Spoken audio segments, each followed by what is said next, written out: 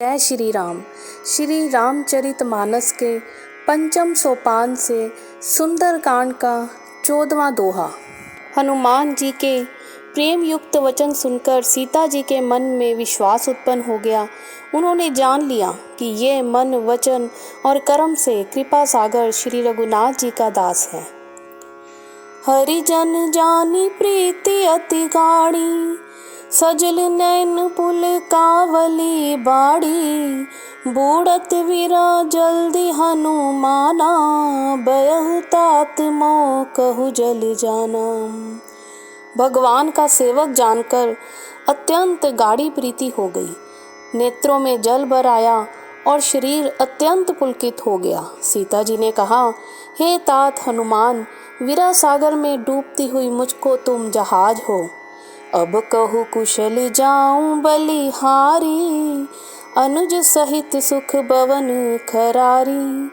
कोमल चित्त कृपालु रघुराई, कपि के ही हेतु धरी निठुराई। मैं बलिहारी जाती हूँ, अब छोटे भाई लक्ष्मण जी सहित खर के शत्रु सुख दाम प्रभु का कुशल मंगल कहो। श्री रघुनाथ जी तो कोमल हृदय और कृपालु हैं, फिर हे हनुमान, उन्होंने किस कारण ये निष्ठुरता धारण कर ली है।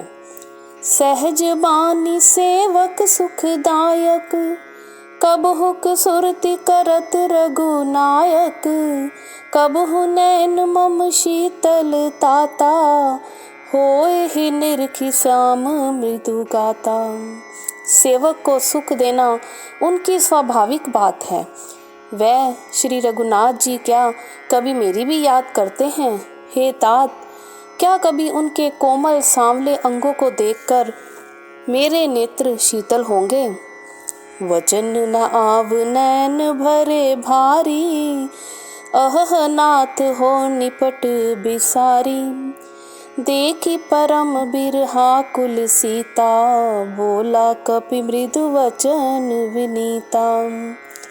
मुंह से वचन नहीं निकलता, नेत्रों में विरह के आंसुओं का जल भर आया। बड़े दुख से वह बोली, हे नाथ, आपने मुझे बिल्कुल ही भुला दिया। सीता जी को विरह से परम व्याकुल देखकर हनुमान जी कोमल और विनीत वचन बोले। मात कुशल प्रभु अनुज समेता, तब दुख दुखी सुकृपा निकेता। जनि जननी मानहु जियऊ ना, तुम ते प्रेम राम के दूना। हे माता, सुंदर कृपा के धाम प्रभु भाई लक्ष्मण जी के सहित कुशल हैं, परंतु आपके दुख से दुखी हैं।